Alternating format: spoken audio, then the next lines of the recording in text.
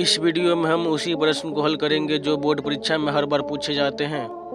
सबसे पहले बोर्ड पर प्रश्नों को तेजी से हल करेंगे, तब उसे समझेंगे ताकि वीडियो लंबा ना हो, इसलिए वीडियो को लास्ट तक देखते रहें।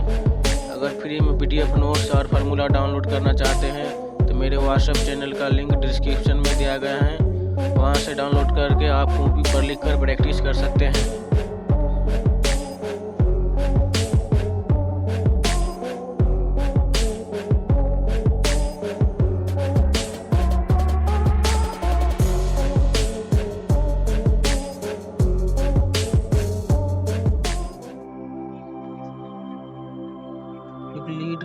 यूक्लिडियन एल्गोरिदम के से निम्नलिखित के महत्व ज्ञात करना है। ये सवाल परीक्षा में हर साल 2 नंबर में पूछा जाता है, इसीलिए इस प्रश्न को ध्यान से समझिए। पहला सवाल देखिए, 252 और 1540 का महत्व निकालना है यूक्लिड विभाग एल्गोरिदम से। तो सबसे पहले इस साइड हम इसका महत्व निकाल लेंगे। तो महत्व कैसे निकाले सब समझिए। 252 है, यहाँ 1540 है। 252 में 1540 में भागा देने पर कम से कम 6 मरतब लगेगा। तो 252 और 6 को गुना करने पर 1512 होगा।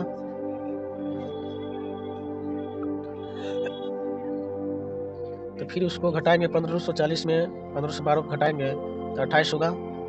अब ये 252 है, इसको यहाँ उतारेंगे, क्योंकि जब तक नहीं कटता है तब तक इसको उतार के भागा लगाएंगे। तभी नहीं कटा है, 28 बचा है, तो 28 से 252 भागा देंगे तो 9 मरतब में लगेगा। तो 9 मरतब में 252 होगा, घटाने पर सब कट जाएगा नीचे में।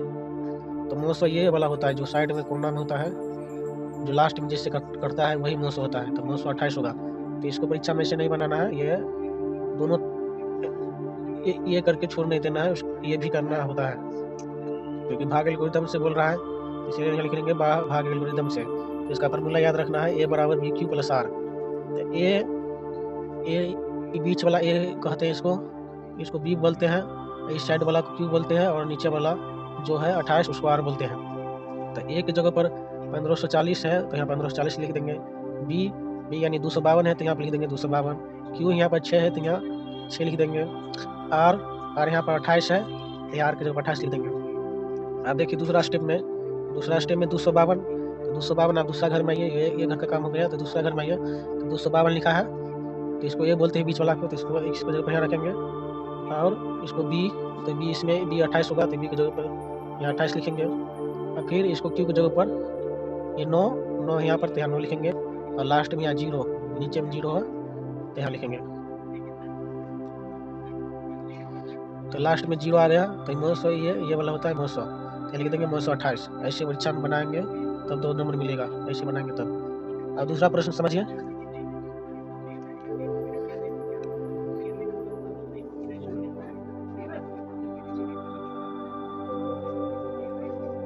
एक 196 और 38 220 इसमें का महत्व निकालना है। तो सबसे पहले ये साइड में इसका महत्व निकालेंगे। तो 196 में ये 3 अंक में पहले भागा लगाएंगे, 382 है तो 1 मरतब लगेगा 196। तो घटाने पर 186 होगा, और उसके बाद ये 2 है तो 2 यहाँ उतार देंगे। फिर यहाँ पर 9 मरतब में लगाएंगे, तो 9 मरतब में 1764 होगा। फिर घटाने पर 98 के बाद ये 0 है तो ये 0 यहाँ उतार देंगे, तो क्या 5 मरतब लगेगा। फिर 5 मरतब में पूरा कट गया, तो कट जाने पर उसके बाद इसको छोड़ देंगे। तो अब आप भाग एल्गोरिदम से निकालेंगे। ये भाग विधि द्वारा महत्व हुआ है, ये भाग एल्गोरिदम द्वारा महत्व, तो ये दोनों परीक्षा में बनाना है। तो इसका फार्मूला होता है A बराबर BQ प्लस R। A की जगह पर इसको बीच वाला के बोलते हैं, इसको B बोलते हैं, इसको Q बोलते हैं, और नीचे वाला जो होता है इसको R बोलते हैं। तो A की जगह पर 38 220 लिखेंगे। उसके बाद 196, B की जगह पर इसको B बोलते हैं तो 196 यहाँ लिखेंगे, गुना 195 इसको Q बोलते हैं, तो Q ये है, Q की जगह पर 195 लिखेंगे। और प्लस है तो प्लस लिखेंगे। R की जगह पर, R की जगह मतलब नीचे कुछ नहीं बचा है तो 0 लिखेंगे। तो महत्व यही होता है 196 के, लास्ट में 0 आ गया तो महत्व 196 होगा। चलिए आप तीसरा प्रश्न देखते हैं। ऐसा ही कि ये प्रश्न आपको समझ में आया होगा।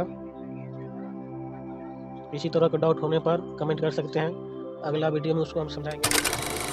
प्रश्न 5 का पहला, 12,576 और 4,052 का अंकगणित के मूलभूत प्रमेय से मौसो ज्ञात करें, फिर मौसो की सहायता से लसो निकालें। तो देखिए हमें क्या करना है, सबसे पहले इसमें मौसो निकालना है, फिर मौसो की सहायता से लसो भी निकालना है।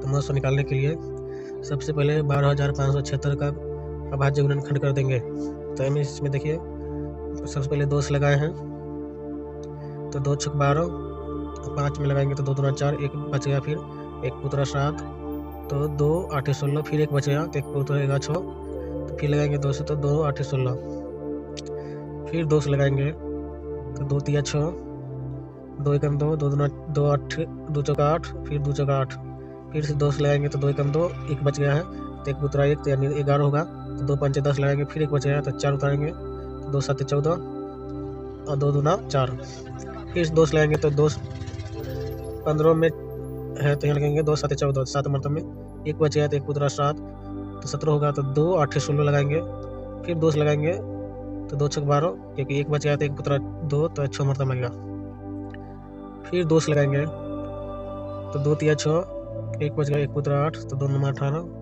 फिर 6 है तो 2 3 6 लगाएंगे, फिर 3 से लगाएंगे 3 एकम 3, 3 3 9, 3 एकम 3। अब 131 दोनों पर हराम नहीं आता है तो इसमें आप नहीं लगाएंगे। अब यहाँ पर इसका अब गुणनखंड करेंगे 4052 का, 2 से लगाएंगे तो 2 दूना 4, ये 0 है तो 0, फिर लगाएंगे 2 दूना 4, 1 बच गया 1 पुतरा 2, तो 12 होगा, तो यहाँ 2 छक 12 लिखेंगे,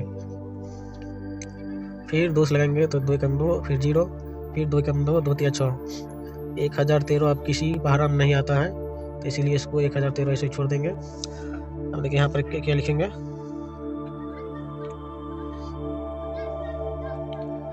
12,576 लिखेंगे, इसका गुणनखंड यहाँ पर जितना किया है वो यहाँ पर लिख देंगे, फिर 4052 का गुणनखंड यहाँ पर जो किया है वो लिख देंगे। अब देखेंगे जो दोनों में होता है वही मौसो होता है, तो ये दो दोनों में है तो दोनों में से एक लिखेंगे, तो गुना करने पर 4 होगा, तो मौसो 4 होगा। अब मौसो की सहायता से लॉसो भी निकालना है, तो लॉसो का फॉर्मूला याद रखना है, लॉसो बराबर 2 संख्याओं का गुणनफल बटा मौसो होता है।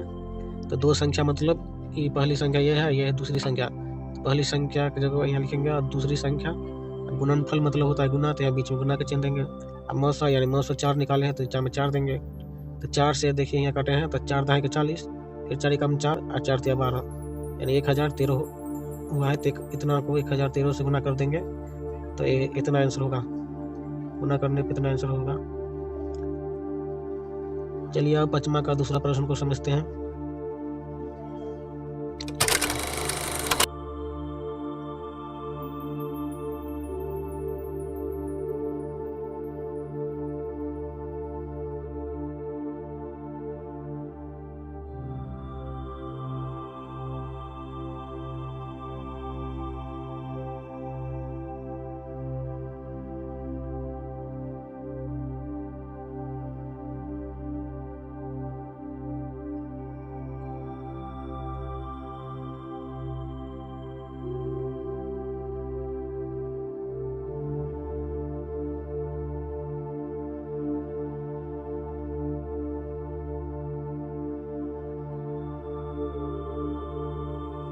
चलिए अब 5वां का दूसरा प्रश्न को समझते हैं।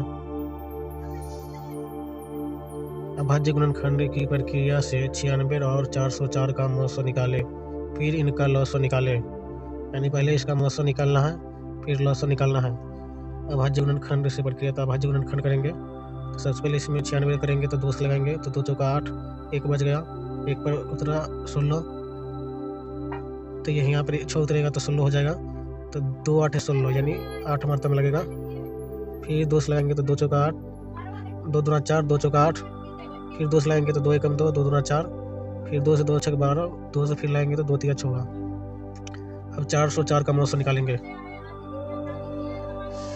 तो 2 से लगाएंगे तो 2 दूना 4, फिर 0 के 0, 2 दूना 4, फिर 2 से लगाएंगे तो 2 एकम 2, 0 के 0, 2 एकम 2, तो 101 दोनों पर हराम नहीं आता है इसीलिए इसको ऐसे ही छोड़ देंगे।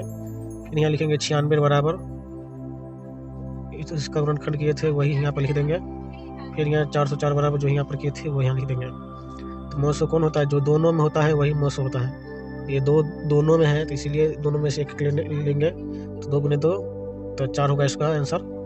लॉग कैसे निकालेंगे? तो इसका फार्मूला होता है दो संख्याओं का गुणनफल बटा 900।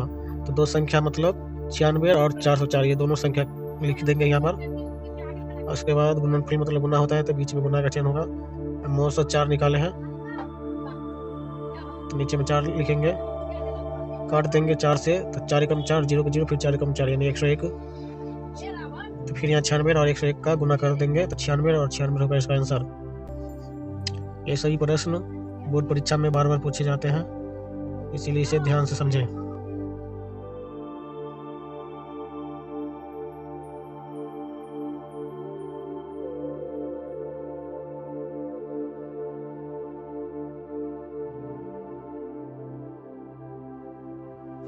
चलिए अब 8वां प्रश्न को समझते हैं। सिद्ध करें कि 2√3 - 1 अपरिमेय संख्या है। तो यहाँ लिखेंगे माना कि 2√3 - 1 एक परिमेय संख्या है, जस्ट इसका उल्टा मानेंगे। फिर लिखेंगे 2√3 - 1, नीचे में कुछ नहीं है तो नीचे में 1 लिख देंगे, बराबर p/q। परिमेय संख्या उसे कहते हैं जिसे p/q के रूप में लिखा जा सकता है। यहाँ लिखेंगे जहाँ p/q पूर्णांक है तथा q बराबर नहीं हो 0। 31 का मतलब होता है बराबर में 31 अगर लग जाता है उसका मतलब नहीं होता है। फिर देखिए कोनमा कोन में गुना करेंगे, तो यहाँ 2√3 - 1 को q से गुना करेंगे और p को 1 से गुना करेंगे। तो सबसे पहले q को इस साइड भेजेंगे, इधर q गुना में है तो इधर बट्टा में होगा। फिर यहाँ 1 को आप भेजेंगे, यहाँ लिखेंगे 2√3 बराबर p/q, इधर 1 माइनस में है तो इधर आगे प्लस में होगा। फिर यहाँ रूट वाला को इस साइड लिखेंगे, तो √3 है तो √3 यहाँ लिखेंगे, 2 बच गया तो 2 को इस साइड भेजेंगे तो यहाँ 2q होगा, क्योंकि रूट वाला को इस साइड लिखेंगे और जो अंक बच गया उसको इस साइड भेज देंगे। तो यहाँ लिखेंगे √3 अपरिमेय संख्या है, और ये जितना बच गया है यह परिमेय संख्या होगा, क्योंकि यह बट्टा में है, यह रूट में है इसीलिए अपरिमेय होगा। फिर लिखेंगे अपरिमेय संख्या बराबर परिमेय संख्या जो कि असंभव है, अतः हमारी मान्यता गलत है। जो यहाँ माने थे परिमेय संख्या वो मान्यता गलत है, इसीलिए 2√3 - 1 एक अपरिमेय संख्या है। चलिए अब एक VBI क्वेश्चन को समझते हैं, जो कि इसमें नहीं दिया गया है लेकिन वो परीक्षा में बार बार पूछे जाते हैं। चलिए एक आखिरी प्रश्न देखते हैं, यह किताब में नहीं दिया गया है, ये परीक्षा में बार बार पूछे जाते हैं इसीलिए इसे बता रहे हैं। एक बताएंगे अपने आप सारा सवाल, ये सब जितना भी सवाल है, चारों सवाल है, एक बताएंगे तो सभी सवाल ये सभी बन जाएगा। इसी में से कोई भी आएगा परीक्षा में तो आप बना सकते हैं। चलिए एक आखिरी प्रश्न को समझते हैं। सिद्ध करें कि √2 एक अपरिमेय संख्या है। लिखेंगे माना कि √2 एक परिमेय संख्या है। अपरिमेय संख्या सिद्ध करने के लिए पहले मानेंगे यह परिमेय संख्या है। फिर लिखेंगे √2, नीचे में कुछ नहीं है तो 1 लिख सकते हैं, मन है तो लिखेंगे नहीं तो नहीं लिखेंगे, बराबर p/q, क्योंकि परिमेय संख्या उसे कहते हैं जिसे p/q के रूप में लिखा जा सकता है, तो इसलिए p/q लिखेंगे। तो लिखेंगे जहाँ p/q पूर्णांक है तथा p और q स्वाभाज्य संख्या है और q बराबर नहीं हो 0। ये बीच में 31 लगा है बराबर में, इसका मतलब होता है नहीं। फिर यहाँ लिखेंगे कोनमा कोन में गुना करेंगे आप, तो देखिए p को 1 से गुना करने पर p होगा, फिर √2 को q से गुना करने पर √2q होगा। अब इस सवाल में क्या करेंगे, दोनों तरफ वर्ग करने पर, तो दोनों तरफ वर्ग करने पर यानी स्क्वायर लगा देंगे। यहाँ p है तो p के जगह पर p² लिखेंगे, √2q है तो √2q है तो रूट हट जाएगा, स्क्वायर लगाने पर ये रूट में से निकल जाएगा, तो सीधे लिखेंगे 2q², इसे समीकरण 1 मानेंगे। फिर यहाँ लिखेंगे यहाँ p², ये p² है ना, p² यहाँ 2 है तो यहाँ लिखेंगे 2 से विभाज्य है तथा p भी 2 से विभाज्य होगा। यदि p² 2 से विभाज्य हो तो p लिखेंगे तो भी वो 2 से विभाज्य होगा। अगर 4² 2 से विभाज्य होगा माना कि, तो 4 भी 2 से विभाज्य होगा, तो वैसे ही यहाँ पर लिखाएगा। तो यहाँ लिखेंगे माना कि, अभी अगला स्टेप में लिखेंगे माना कि p बराबर 2m रखने पर, यहाँ 2 है तो अपना 2m या 2c कुछ भी मान सकते हैं यहाँ पर। तो फिर लिखेंगे 2m है ना, तो यहाँ पर p² के जगह पर यहाँ 2m लिखेंगे क्योंकि p का मान कितना मान है 2m, तो यहाँ p स्क्वायर है तो p स्क्वायर के ऊपर 2m स्क्वायर लिखेंगे, और यहाँ 2q स्क्वायर है तो यहाँ लिखेंगे 2q स्क्वायर। तो 2m स्क्वायर होता है 4m स्क्वायर, यानी 2 दूना 4 है, m के स्क्वायर तो m स्क्वायर। फिर यहाँ देखिए यहाँ ऐसे ही लिख देंगे, तो देखिए 2 से 4 को काट देंगे तो 2 से 4 2 मरतबा में कटेगा, तो कट कर कितना बचा 2m स्क्वायर बराबर इधर q स्क्वायर बचा, तो यहाँ लिखेंगे q स्क्वायर। फिर इसको q स्क्वायर को पहले लिख देंगे और 2m स्क्वायर के यहाँ बाद में लिख देंगे, इसे समीकरण 2 मान लेंगे। तो यहाँ लिखेंगे जहाँ q स्क्वायर, ये q स्क्वायर है तो यहाँ लिखेंगे q स्क्वायर। इस सवाल में यहाँ देखिए p स्क्वायर था तो इसीलिए इसमें p स्क्वायर लिखे हैं, इस सवाल में q स्क्वायर है तो यहाँ q स्क्वायर लिखेंगे। q स्क्वायर 2 से विभाज्य है, q यहाँ फिर लिखेंगे q भी 2 से विभाज्य है। फिर यहाँ लिखेंगे समीकरण 1 था, समीकरण 2 में p और q का मौसो बराबर 1 का बराबर नहीं है, यानी इसका मौसो में देखिए सब में यहाँ पर भी 2 आया है, इसमें भी 2 आया है, यानी 2 से विभाज्य है तो 1 नहीं ना आया है, तो ये कटिस का मतलब होता है नहीं, बराबर को ऐसे काट देने पर इसको कहते हैं नहीं, तो लेकिन मौसो बराबर नहीं है। अगर मौसो 1 आता तब ना यह परिमेय संख्या होता।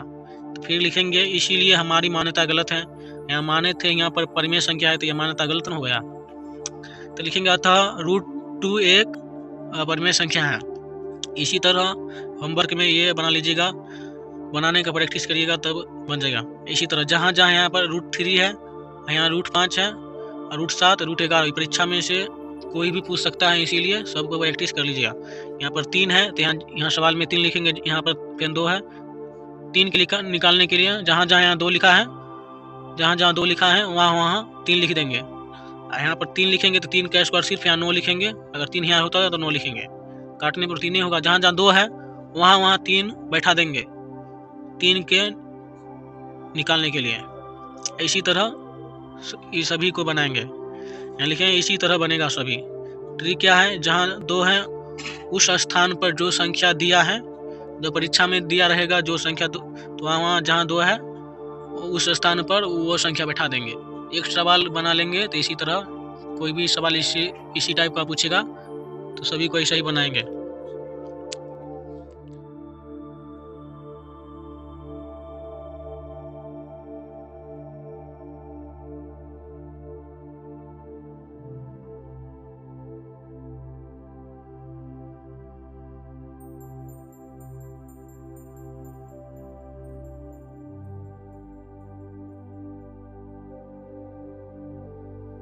प्रश्न 2, निम्नलिखित को यदि संभव हो तो p/2n और 5m के रूप में बदले, यानी इसको 2n और 5m के रूप में बदलना है।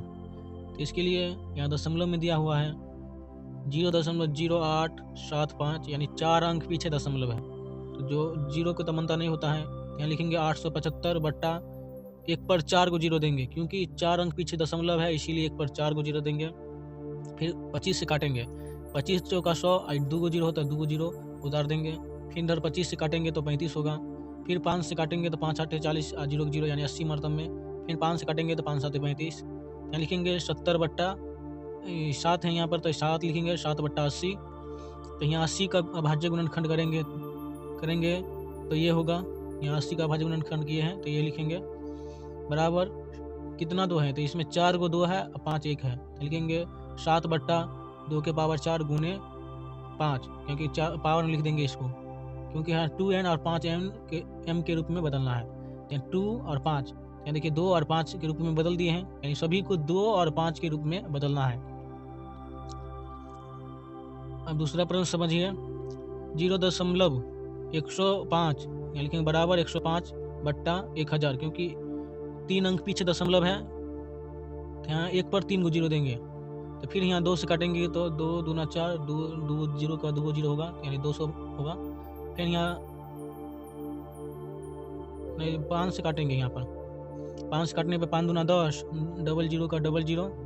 फिर इधर 5 से काटने पर 21 मात्रम में कटेगा, यानी कि 21 बट्टा 200, यहाँ 200 का भाज्य गुणन किए हैं यहाँ पर, तो कितना 2 आया है, 3 को 2 है और 5 2 को है, तो यहाँ लिखेंगे 2 के पावर 3 और 5 की पावर 2, क्योंकि 2 और 5 के रूप में बदलने के लिए बोल रहा था, इसलिए 2 और 5 के रूप में बदल दिए हैं।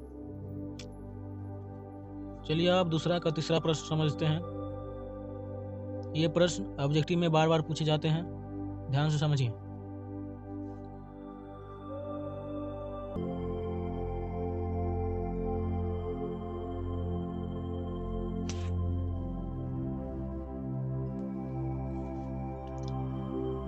चलिए अब तीसरा प्रश्न समझते हैं। प्रश्न 3, बिना भाग दिए बताए कि निम्नलिखित में किसका दशमलव प्रसार शांत होगा और किसका नहीं, अपने उत्तर की पुष्टि करें।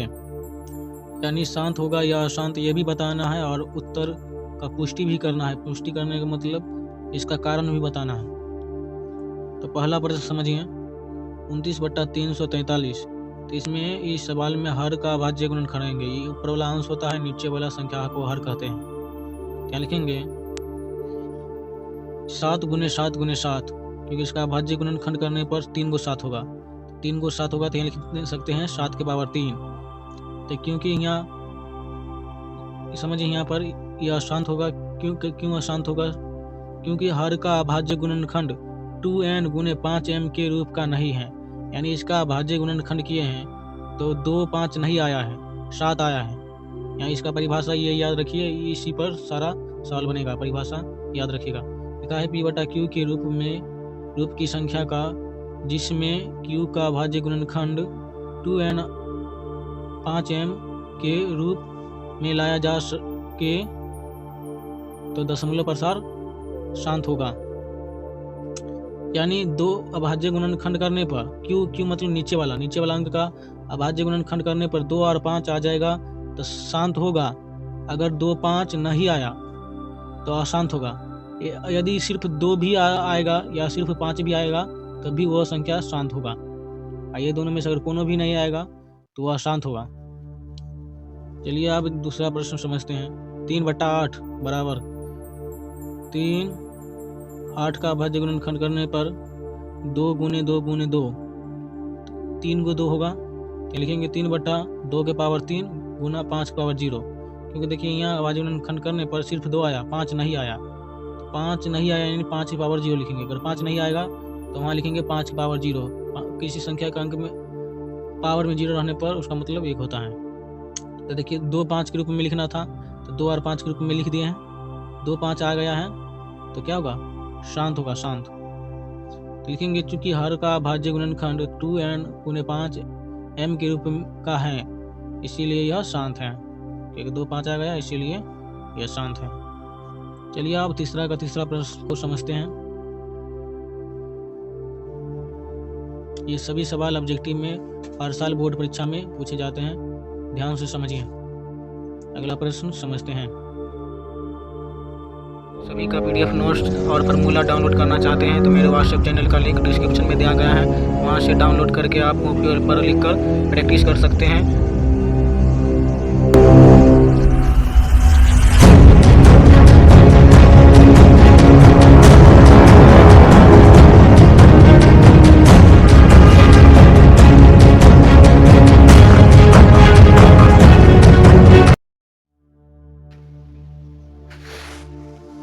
प्रश्न 3, निम्नलिखित द्विघात बहुपदों के शून्य ज्ञात करें एवं शून्यकों और गुणांकों के बीच संबंधों को सत्यापित करें। तीसरा का पहला y² - 3। यहाँ प्रश्न लिख दिए हैं y² - 3 बराबर 0। शून्य निकालने के लिए बराबर में शून्य देंगे तो यहाँ पर 3 को इस साइड भेजेंगे, y वाला को इस साइड रखेंगे और अंक जो रहता है इसको इस साइड भेजते हैं। तो 3 इधर माइनस में है तो बराबर की साइड आने पर 3 प्लस में हो जाता है। फिर देखिए स्क्वायर हटाएंगे क्योंकि y का मान निकालना है तो यहाँ स्क्वायर हटाएंगे तो इधर रूट लगेगा। स्क्वायर हटाने पर इधर रूट लगेगा। क्योंकि द्विघात बहुपद है इसीलिए इसका शून्यक 2 होगा तो एगो प्लस में शून्यक होगा तो यहाँ लिख दिए प्लस माइनस। तो y बराबर प्लस में 3 होगा, माइनस में √3 होगा। यानी 2 शून्य निकला, एगो √3 एगो माइनस √3 निकला है। तो पहला को यानी कि माना अल्फा √3 और बीटा माइनस √3। तो देखिए इसको अल्फा मान लेंगे और इसको बीटा मान लेंगे। अब इस सवाल में देखिए यहाँ बोल रहे हैं शून्यकों के बीच संबंधों को सत्यापित करें, यानी इसको जांच करना है कि दोनों साइड बराबर है कि नहीं। सो इसमें जांच करना है तो जांच लिखेंगे। जांच ABCD पहले छांट लेंगे। ABCD कैसे छांटते हैं इसको देखिए। y² के पीछे में जो होता है अंक होता है उसको ए बोलते हैं, और y के पीछे में जो होता है उसको b बोलते हैं, और जो लास्ट में बचता है जिसमें x y कुछ नहीं लगा होता है वो c होता है। देखिए a 1 होगा क्योंकि y स्क्वायर के पीछे कुछ नहीं है, उसका मतलब 1 रहता है। और b नहीं दिया है क्योंकि y स्क्वायर दिया है, y नहीं दिया है, इसीलिए b 0 लिखेंगे। और जो इसमें x y नहीं लगा तो वो c होता है, तो c कितना है -3 है, या -3 लिखेंगे। तो उसके बाद लिखेंगे अल्फा प्लस बीटा, फार्मूला याद रखना है -b/a। तो अल्फा बीटा कितना है, तो अल्फा की जगह पर √3 है और एगो -√3 है, तो √3 प्लस माइनस में √3 है तो माइनस में √3 लिख दिए हैं, और -b, या b कितना है 0, माइनस लगा तो माइनस लगा दिए हैं, b/a कितना है 1 है, तो यहाँ 1 लिखेंगे। तो देखिए 3 में से 3 √3 में से √3 घट गया तो 0 होगा। फिर ये देखिए -0/1 है तो ऊपर में 0 है तो सब 0 हो जाता है, तो दोनों साइड बराबर है, 0 0 आ गया, इसका मतलब सवाल सही बना है। इसके बाद देखिए अल्फा बीटा बराबर होता है c/a, इसका फार्मूला देखिए। इसके बाद अल्फा कितना देना है √3 दिया है, और बीटा दिया है -√3, यहाँ पर लिख दिया है रूट गुने -√3 बराबर c/a। c है -3 और a है 1, यहाँ -3/1 लिख दिया है। 3 के रूट में 3 है और फिर 1 √3 है, 3 गुना करने पर 2 रूट में है तो एगो 3 बाहर निकल जाएगा, माइनस में तो -√3 है तो यहाँ -√3 लिखेंगे। तो देखिए -3 है, यहाँ पर भी -3 आ गया है, दोनों साइड बराबर है, इसलिए लिख देंगे सत्यापित। चलिए अब तीसरा का दूसरा प्रश्न को समझते हैं। x² - 15 बराबर 0, शून्य निकालने के लिए बराबर में 0 देंगे। फिर देखिए x² बराबर, यहाँ 15 इस साइड है तो इस साइड आएगा तो प्लस में 15 हो जाएगा, माइनस में इस साइड बराबर को इस साइड भेजने पर प्लस में 15 हो जाता है। उसके बाद x के मान निकालने के लिए सीधे लिखेंगे x², इधर हटेगा तो इधर रूट लगेगा, यहाँ √15 हो जाएगा। प्लस माइनस क्योंकि द्विघात बहुपद है तो 2 शून्य निकलेगा, इसीलिए प्लस माइनस में 2 का आंसर होगा। यहाँ लिखेंगे x बराबर, एगो प्लस में √15 लिखेंगे, एगो माइनस में √15 लिखेंगे। तो पहला वाला को अल्फा में मान लेंगे, दूसरा वाला को बीटा मान लेंगे। माना अल्फा बराबर √15 और बीटा बराबर -√15 होगा। आप जांच करेंगे लिखेंगे अल्फा ABCD आप छाटेंगे तो a कितना है, इसमें देखिए x के बगल में कुछ नहीं है तो a 1 होगा। अब b x के मान नहीं ना दिया इसमें, तो x वाला नहीं दिया है, इसीलिए b की जगह पर 0 लिखेंगे। और जिसमें x y नहीं लगा रहता है वो c होता है, यानी -15 c होगा, तो यहाँ -15 c की जगह पर लिखेंगे। फिर देखिए अल्फा प्लस बीटा बराबर होता है -b/a, तो अल्फा कितना दिया है √15 और बीटा दिया है -√15, तो यहाँ लिख देंगे 15 प्लस -√15 -b/a, b कितना है 0 है, a है 1, तो यहाँ लिखेंगे 0/1, तो √15 माइनस में है, एगो प्लस में √15 एगो माइनस में है, तो इसीलिए घट के 0 हो जाएगा। ये यहाँ पर ऊपर में 0 है तो यहाँ पर भी 0 होगा, तो दोनों साइड बराबर है तो सही है। दोनों साइड बराबर लाना होता है सभी सवाल में। फिर देखिए अल्फा बीटा बराबर होता है c/a, अल्फा दिया है √15 गुने -√15 बराबर c कितना दिया है -15 दिया है और a दिया है 1, यहाँ लिखेंगे c की जगह पर -15 और a की जगह पर 1 लिखेंगे। तो ये 15 और 15 को गुना करेंगे तो रूट में है तो 2 15 है तो 1 15 बाहर निकल जाएगा रूट से बाहर, यहाँ ऊपर में 15 है तो -15, तो यहाँ -15 होगा। तो देखिए दोनों साइड -15 आ गया, इसलिए बराबर है, तो लास्ट में लिख देंगे सत्यापित, यानी दोनों साइड बराबर हो गया। ये प्रश्न हर साल 2 नंबर में पूछे जाते हैं और ऑब्जेक्टिव में भी पूछे जाते हैं, इसीलिए इसे ध्यान से समझिए। चलिए अब तीसरा प्रश्न को समझते हैं।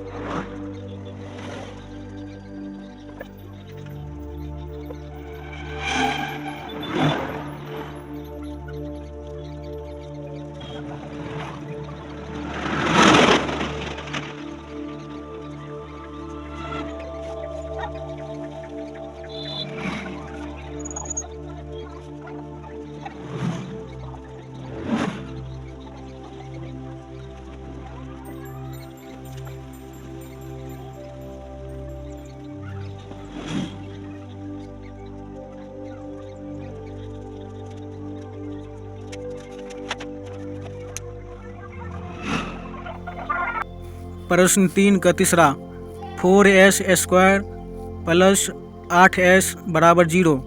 तो इस सवाल में सबसे पहले कॉमन लेंगे। कॉमन लेने का मतलब है इस दोनों में जो रहता है उसको कॉमन लेंगे। तो इसमें 4s दोनों में आ जाएगा, तो इसमें 4s कॉमन लेंगे। कौन सा अंक है जो दोनों में है वही कॉमन लेंगे, तो 4s कॉमन लेंगे। तो 4s से इसमें से 4s ले लिए हैं, तो इसमें एगो s बचेगा, क्योंकि इसमें 2 s है, एगो s ली है और 4 भी ले लिए हैं, तो इसमें एगो s बच जाएगा। अब इसमें से 4s ले लेंगे तो 8 है, तो ये 4 ले लिए हैं, तो 4 दूना 8 यानी 2 मरतब में लगेगा। चरका पढ़ेंगे तो 2 मरतब में लगेगा 8, तो इसलिए 2 लिखेंगे। और s तो यहाँ बाहर निकाल दिए हैं, तो इसीलिए s नहीं लिखेंगे, क्योंकि एक s वो बाहर निकाल दिए हैं। उसके बाद बराबर में 0 है तो 0 लिख देंगे। अब दोनों साइड देखिए 4s लिखा है, तो 4s के बराबर में 0 लिखेंगे। उसके बाद लिखेंगे 5 + 2, 5 + 2 बराबर 0। दोनों को अलग अलग कर देंगे, तो यहाँ लिखेंगे s बराबर, तो s के मान निकालने के लिए ये 4 को इस साइड भेजेंगे, तो यहाँ ऊपर में 0 लिखेंगे और नीचे में, क्योंकि इसमें गुना में रहता है तो बट्टा में आ जाता है, तो बट्टे में 4 लिखेंगे। तो यदि ऊपर में 0 है तो पूरा 0 हो जाता है, तो इसलिए लिखेंगे s बराबर 0। फिर देखिए यहाँ s + 2 बराबर 0, तो s के मान निकालने के लिए 2 को इस साइड भेजेंगे, तो s बराबर -2, प्लस में इधर 2 है तो इधर आएगा तो माइनस में 2 होगा, तो 2 यहाँ लिखेंगे। फिर अल्फ़ा, माना कि अल्फ़ा बराबर 0, तो पहला निकालेंगे, इसको अल्फ़ा मानेंगे, ये इसको बीटा मानेंगे, तो बीटा बराबर -2। अब जांच करेंगे कि दोनों साइड बराबर है या नहीं, तो a b c d पहले छाटेंगे, तो a कितना है, s के बगल में s के स्क्वायर के बगल में उसको a मानेंगे, s के बगल में उसको b मानेंगे, और जिसमें s नहीं लगा रहता है उसको c मानेंगे। तो मैं वो तीसरा वो नहीं दिया है, जो c नहीं दिया इसमें, तो c यहाँ पर 0 देंगे। b 8 दिया है तो 8 लिखेंगे, और a 4 दिया है, 4 दिया है a, तो a के मान 4 लिखेंगे। फिर देखिए अल्फ़ा + बीटा बराबर होता है -b/a, तो अल्फ़ा दिया है 0 और बीटा दिया है -2, तो लिखेंगे 0 + -2 बराबर -b/a, तो -b यानी 8 देंगे और बटा में 4 देंगे, तो यहाँ लिखेंगे -8/4। तो काट देंगे, 4 दूना 8, तो यहाँ देखिए -2, 0 का मतलब तो कुछ नहीं, तो -2, इधर 2 मरतबे में कटा है तो यहाँ पे भी माइनस लगा है, तो माइनस में 2 होगा। दोनों साइड बराबर हैं तो ठीक है, दोनों साइड बराबर लाना होता है। फिर देखिए यहाँ लिखेंगे अल्फ़ा बीटा बराबर c/a होता है इसका फार्मूला। अल्फ़ा दिया है 0 और बीटा दिया है -2 और c दिया है, देखिए c 0 और ये 4, तो यहाँ लिखेंगे 0/4, तो 0 से गुना करने पर यहाँ पर 0 होगा, और यदि ऊपर में 0 रहता है तो पूरा 0 हो जाएगा। तो दोनों साइड बराबर है, इसीलिए लिख देंगे लास्ट में सत्यापित, यानी दोनों साइड बराबर आ गया है। अब तीसरा का चौथा प्रश्न को समझते हैं। 2x² - 8x + 6 बराबर 0। तो इस सवाल में ये देखिए 3 गो पद है, 1 2 3 गो पद है, इसमें देखिए 1 2 ही गो पद है। तो ये 3 गो पद वाला में क्या करेंगे, सबसे पहले ये इसको और ये लास्ट में जो अंक रहता है उसको गुना करते हैं। तो 2x² और 6 को गुना करेंगे तो 12x² होगा। तो यहाँ पर हम लिख दिए हैं 12x² समझाने के लिए। सबसे पहले इसको गुना करेंगे, इसमें इसको और इसको सब सवाल में से गुना करके लिख देंगे कितना होता है, 12x² आया है। तो कौन कौन पहाड़ा में 12 आता है तो अब पढ़ना है। तो 6 दूना 12, तो 6 दूना छक्का 2 दा पढ़ेंगे तो 6 दूना 12 आएगा। तो इसको 8 को तोड़ेंगे, 8 को 2 भाग में तोड़ेंगे, यानी 6 दूना 12 आया ना, तो 8 को तोड़ेंगे तो 6 और 2 होगा, तो 6 2 को जोड़ेंगे तो 8 फुट जाएगा। तो इसीलिए यहाँ पर 6 लिखेंगे -6x और -2x, क्योंकि इन दोनों को जोड़ने पर 8 भी पुर जाएगा और गुना करने पर 12 भी पुर जाएगा। 6 दूना 12, जोड़ने पर 8 पुर गया है और गुना करने पर 12 भी पुर गया, इसलिए लिखेंगे यहाँ पर इस बीच वाला में बीच वाला स्थान की जगह पर लिखेंगे -6x -2x, और लास्ट में 6 है तो यहाँ प्लस में 6 लिख देंगे, और बराबर में 0 है तो बराबर यहाँ 0 लिख देंगे। अब दूसरा स्टेप में देखिए क्या करना है, अब कॉमन लेना है। कॉमन लेने का मतलब है जो दोनों में रहता है वो उसको बाहर निकालना है। इसमें 2x बाहर निकाल देंगे, तो इसमें से 2x बाहर निकाल देंगे तो 1x बच जाएगा, क्योंकि यहाँ पर 2x है, x² है, तो 2x बाहर निकालने पर 1x बच जाएगा, तो यहाँ पर x लिखेंगे। और 2 से में 6 में भागा देंगे तो 3 मरतब लगेगा, तो इसलिए 3 लिखेंगे। और x तो यहाँ बाहर निकाल दिए हैं, तो इसलिए सीधे 3 लिखेंगे। अब देखिए ये दोनों में भी कॉमन लेना है, 2 करके कॉमन लेना है। ये दोनों में ले लिए हैं, अब इस दोनों में भी कॉमन लेना है। ये दोनों में 2 कॉमन है, यानी यहाँ लिखेंगे -2, क्योंकि माइनस में 2 है तो यहाँ -2 कॉमन लेंगे, तो -2 ले लिया है, तो यहाँ x बच गया है, तो यहाँ x लिख दिए हैं कोष्ट में। और 2 से 6 में भागा देंगे तो 3 मरतब लगेगा, तो इसीलिए 3 होगा, तो यानी x -3। यहाँ पर भी x -3, सभी सवाल में देख लेना है बराबर है कि नहीं। यहाँ पर देखिए x -3 है, यहाँ भी x -3 है, यानी सही कॉमन लिया गया है। अब बराबर में 0 है तो बराबर में 0 लिखेंगे। अब देखिए सबसे पहले इसको लिखते हैं अगला स्टेप में, तो x -3 लिख दिया है। उसके बाद लिखेंगे 2x, और या माइनस में 2 है, ये दोनों को यहाँ पर लिखेंगे 2x - 2। सबसे पहले इसको लिखेंगे यहाँ पर, उसके बाद 2x, यहाँ पर -3 है तो 2x -3 यहाँ पर लिख देंगे। बराबर में 0 है तो बराबर में 0 लिखेंगे। अलग अलग कर देंगे, इसको अलग लिखेंगे फिर इसको अलग लिखेंगे। तो यहाँ लिखेंगे x -3 बराबर 0, फिर 2x - 2 बराबर 0। अब x के मान निकालने के लिए 3 को इस साइड भेजेंगे, तो x बराबर यानी 3 माइनस में है तो इधर आएगा, तो 3 प्लस में होगा। अब यहाँ पर देखिए, यहाँ पर x के मान निकालने के लिए 2 है तो 2 को इस साइड भेजेंगे, तो 2x बराबर ये 2 को इस साइड भेजेंगे तो प्लस में 2 होगा। फिर ये यहाँ पर ये 2 को तो इसको भी इस साइड भेजेंगे, तो x के मान निकालने के लिए ये 2 को भी इस साइड भेजेंगे, तो x बराबर लिखेंगे 2/2, यानी ये गुना में है तो सीधे आकर बट्टा में आएगा, तो 2 से 2 कट जाने पर x बराबर 1 होगा। तो ये 2 आंसर होगा इसका, x बराबर 3 और 1 आंसर होगा। तो ये पहला वाला को अल्फा मानेंगे और ये दूसरा वाला को बीटा मानेंगे। तो यहाँ लिखे माना अल्फा बराबर 3 और बीटा बराबर 1। आप जांच करेंगे कि दोनों साइड बराबर है कि नहीं। यहाँ लिखेंगे a बराबर 2, अब ये भी CD छाटेंगे, तो a बराबर 2, क्योंकि x² के बगल में होता है उसको a मानेंगे, x के बगल में जो होता है उसको b मानेंगे, जिसमें x y नहीं लगा होता है उसको c मानेंगे। तो x के बगल में 2 है तो यहाँ a बराबर 2 लिखेंगे, और b बराबर -8, क्योंकि b इसको मानेंगे, और c बराबर 6, तो 6 इसको मानेंगे। तो ये भी CD छाटेंगे। उसके बाद लिखेंगे अल्फा प्लस बीटा बराबर होता है -b/a। तो अल्फा कितना दिया है, अल्फा दिया है 3 और बीटा दिया है 1, तो लिखेंगे 3 + 1 अब -b/a, तो -b यानी 8 और बट्टा में 2 लिखेंगे। तो एक को देखिए ये फार्मूला में माइनस लगा है, एक ये इसमें माइनस लगा है, तो 2 को माइनस देंगे, एक माइनस सही दिया है, एक -8 लिखेंगे, 2 को माइनस, और 2 यानी 2 यहाँ 1 के मान 2 दिया है, यानी नीचे में 2 लिखेंगे। अब सोल्व करेंगे, 3 और 1 के जोड़ने पर 4 होगा, तो यहाँ 4 लिखेंगे, और फिर 2 से काटेंगे, 2 × 4 = 8, तो यहाँ पर भी 4 होगा, यानी दोनों साइड 4 आएगा, यानी दोनों साइड बराबर है। अब यहाँ देखिए, अब लिखेंगे अल्फा बीटा बराबर होता है c/a। अल्फा कितना दिया है, अल्फा दिया है 3 और बीटा 1, 3 × 1 लिखेंगे, और c दिया है 6 और a दिया है 2, तो यहाँ लिखेंगे 6/2, तो 2 से काटेंगे, 2 × 6, 3 मरतब कटेगा। यहाँ पर 3 और 1 के गुना करने पर 3 होगा, यहाँ 3 से काटेंगे 3 मरतब में, तो यहाँ 3 होगा, तो दोनों साइड 3 आ गया है, तो यानी सही है, यानी दोनों साइड बराबर आ गया है, 3 बराबर 3। तो लिखेंगे सत्यापित, लास्ट में लिख देंगे।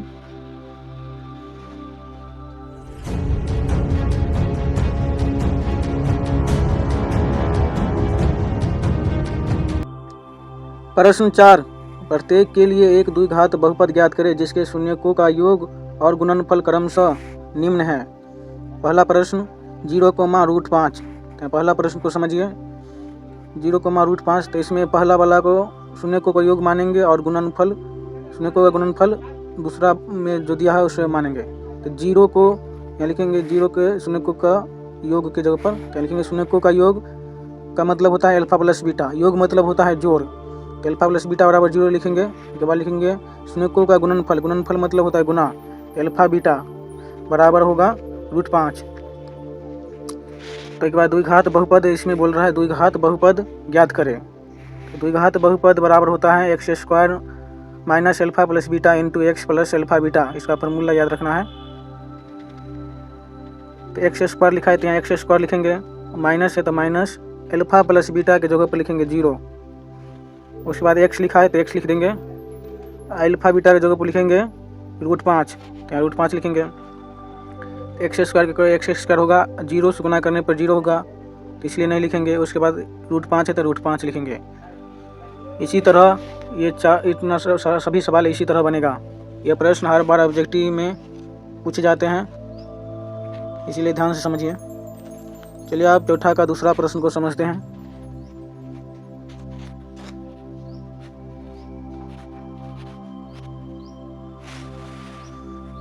चौथा का दूसरा -√3,2 शून्यकों का योग अल्फा प्लस बीटा बराबर -3। पहला वाला को शून्यकों का योग मानेंगे, दूसरा जो दिया होगा उसे गुणनफल मानेंगे। तो यहाँ देखिए शून्यकों का गुणनफल अल्फा बीटा बराबर 2। तो यहाँ द्विघात बहुपद का सूत्र लिख देंगे। द्विघात बहुपद बराबर x² minus alpha plus beta into x plus alpha beta. x² दिया तो x² लिखेंगे, माइनस अल्फा प्लस बीटा के जगह पर -3 लिखेंगे या -3x लिखेंगे। उसके बाद अल्फा बीटा है 2 दिया है तो अल्फा बीटा जगह पर 2 लिखेंगे। फिर x² का x² होगा या माइनस माइनस यहाँ प्लस लिखेंगे, 3x है तो 3x लिखेंगे। उसके बाद 2 है तो 2 यहाँ पर लिखेंगे।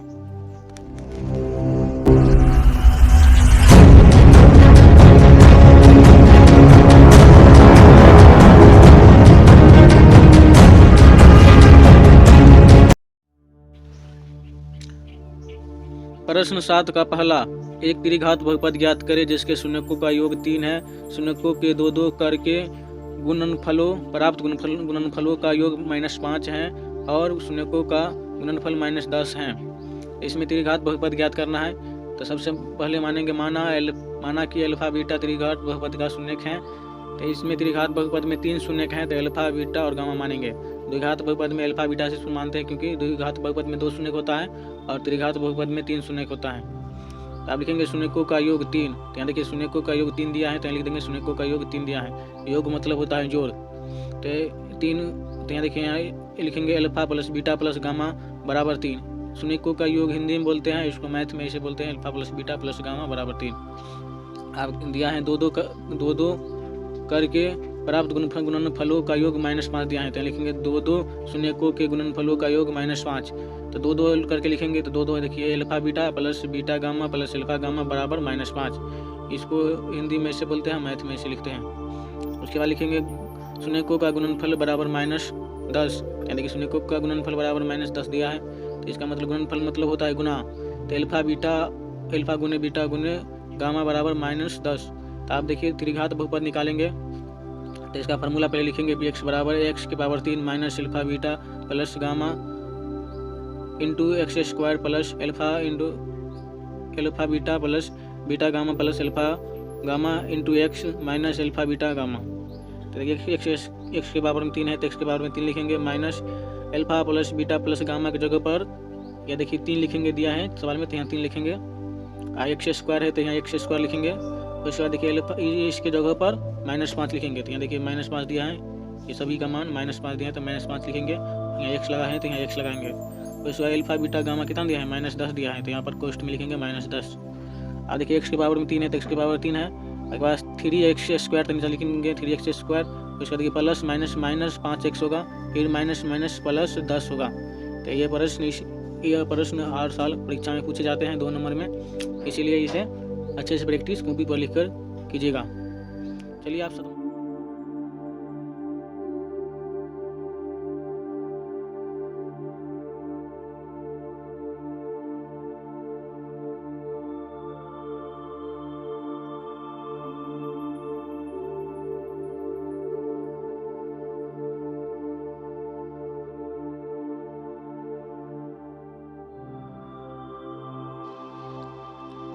प्रश्न 2, प्रत्येक में QX से PX में भाग दे एवं भाग एल्गोरिदम को सत्यापित करें। जहां पहला प्रश्न देखिए PX बराबर 2x² plus 3x plus 1 QX बराबर x प्लस 2।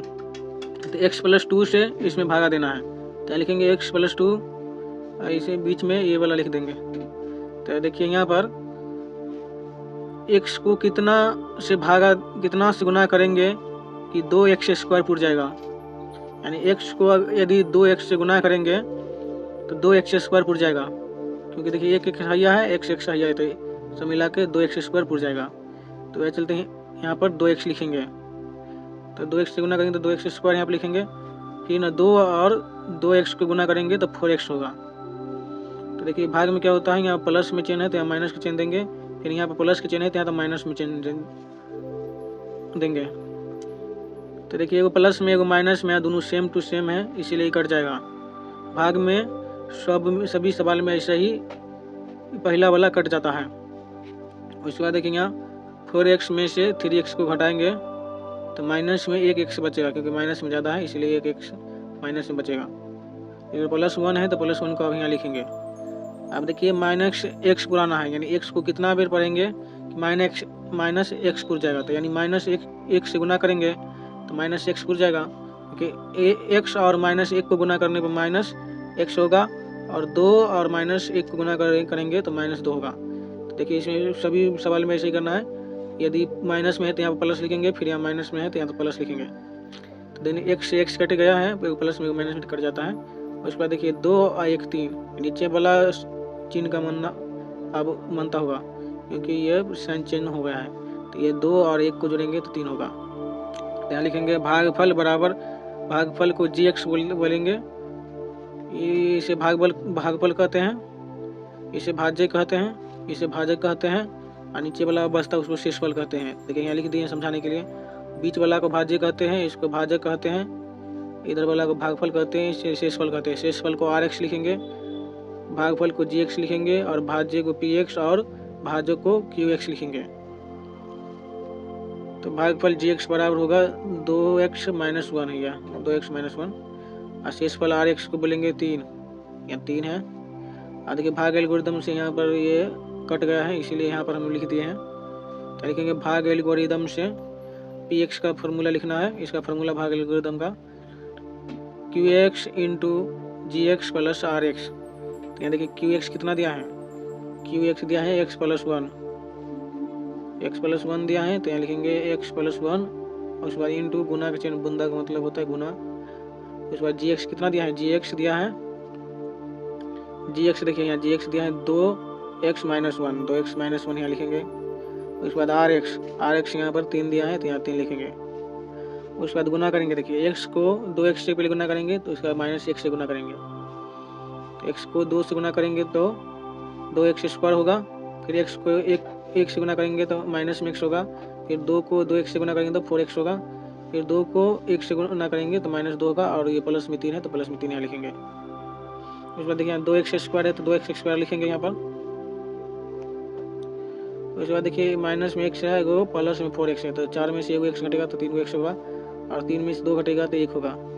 तो देखिए यहाँ px निकल गया है, px कितना है यहाँ पर 2x² + 3x + 1, इतना ही ना आया है, अभी निकाले हैं, देखिए दोनों आ गया है, तो यानी सवाल सही है। इसी तरह सही सवाल बनेगा। चलिए अब अगला सवाल को समझते हैं।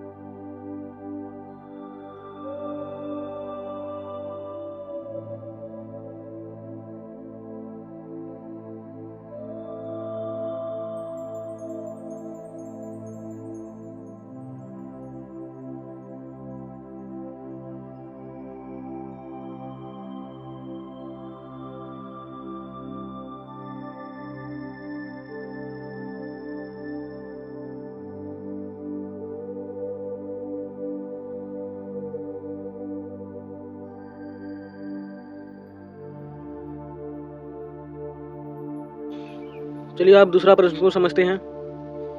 px बराबर x⁴ - 5x + 6, qx बराबर 2 - x²। तो देखिए ये x² बाद में लिखा है और 2 पहले लिखा है, तो इसको पहले x² को लिखेंगे, उसके बाद 2 लिखेंगे। तो यहाँ पर देखिए पहले -x² है तो -x² यहाँ पर लिखेंगे, उसके बाद 2 है तो 2 लिखेंगे, उसके बाद इसको बीच में लिखेंगे। तो देखिए यहाँ पर x² को कितना से गुना करेंगे तो x⁴ आ जाएगा। तो x² को -x² से गुना करेंगे तो x⁴ आ जाएगा। तो देखिए गुना किए तो x² और -x² दोनों गुना किए तो x⁴, और फिर 2 को और x² को गुना किए हैं तो -2x² होगा। तो देखिए पहला वाला सभी में कट जाता है, तो देखिए दोनों सेम टू सेम है, एगो माइनस में प्लस में इसलिए कट गया है। उसके बाद देखिए यहाँ पर 2x² है, यहाँ पर x है, तो दोनों अलग अलग जाति का है, तो इसलिए 2x² वाला पहले लिखेंगे। उसके बाद -5x है तो -5x बाद में लिखेंगे। उसके बाद +6 है तो +6 यहाँ लिखेंगे। अब देखिए यहाँ पर 2x² है तो -x² को कितना से गुना करेंगे तो 2x² पुर जाएगा, तो -2 से गुना करेंगे तो यहाँ -2 लिखेंगे तो 2x² हो जाएगा, क्योंकि 2 और -x² गुना करेंगे तो 2x² होगा। फिर 2 और 2 को गुना करेंगे तो 4 होगा। तो देखिए यहाँ पर नहीं लिखेंगे 4, क्योंकि अंक वाला है, इसमें x लगा है, इसमें x नहीं लगा है, तो इसमें यहाँ पर लिखेंगे। उसके बाद देखिए इसमें साइन चेंज करेंगे, ये प्लस में है तो यहाँ पर माइनस लिखेंगे, ये माइनस में तो यहाँ प्लस लिखेंगे। तो ये देखिए पहला वाला सभी में कट जाता है, तो ये कट जाएगा क्योंकि दोनों सेम टू सेम है। उसके बाद देखिए यहाँ -5x है तो यहाँ पर -5x होगा। उसके बाद देखिए जोड़ में है, 4 भी जोड़ में है, 6 भी जोड़ में है, तो दोनों को जोड़ेंगे तो 6 4 10 प्लस में होगा। तो भागफल कितना होगा, तो भागफल इसे भागफल कहते हैं, भागफल इसे gx मानेंगे, तो gx बराबर -x² - 2। उसके बाद शेषफल, इसे शेषफल कहेंगे तो rx उसे कहते हैं, शेषफल को rx, तो -5x है प्लस में 10 है तो यहाँ लिख देंगे। अब देखिए सवाल में बोल रहा है भाग देने के लिए और भाग एल्गोरिदम को सत्यापित करने के लिए बोल रहा है, तो लिखेंगे भाग एल्गोरिदम से। जैसा फॉर्मूला होता है px बराबर qx × gx + rx। तो देखिए यहाँ qx कितना दिया है, qx दिया है, देखिए qx दिया है, इसे qx बोलते हैं। देखिए आप लिख दिए हैं भाजक को qx बोलते हैं और भाज्य को px बोलते हैं और भागफल को gx और शेषफल कर होता है उसे rx बोलते हैं। तो ये qx कितना है, qx इसे बोलेंगे qx, तो -x² प्लस में 2 है, तो -x² प्लस में 2 है। उसके बाद gx लिखेंगे, gx देखिए यहाँ कितना है -x² और -2 है, यहाँ पर लिख देंगे -x² - 2, इसे प्लस rx है, तो rx की जगह पर ये लिखेंगे -5x + 10, यहाँ लिख देंगे -5x + 10। उसका देखिए यहाँ बीच में गुना का चिन्ह है, तो इसलिए दोनों को गुना करेंगे। तो गुना करने के लिए -x² को पहले -x² गुना करेंगे तो x की पावर 4 होगा, फिर -x² को 2 से गुना करेंगे तो 2x² होगा। उसके बाद 2 को -x² से गुना करेंगे तो -2x² होगा। उससे 2 को 2 से गुना करेंगे तो -4 होगा। उसके बाद ये माइनस और प्लस माइनस होगा, और 5x है तो 5x और 10 है तो 10 लिख देंगे। ये देखिए x की पावर 4 है तो x की पावर 4 लिखे हैं, तो देखिए प्लस में 2x² होगा, माइनस में 2x² है तो इसीलिए कट जाएगा, ये प्लस माइनस में रहता है तो कट जाता है। उसके बाद देखिए 5x है तो माइनस में 5x यहाँ लिखेंगे। उसके बाद देखिए 10 में से 4 घटेगा तो 6 होगा। तो देखिए px कितना निकाला है, px निकाला x की पावर 4 - 5x + 6। जितना सवाल में दिया है px उतना ही ना आया है, देखिए उतना ही आया ये और ये, तो दोनों बराबर में आ गया है, इसलिए नीचे में लिख देंगे सत्यापित।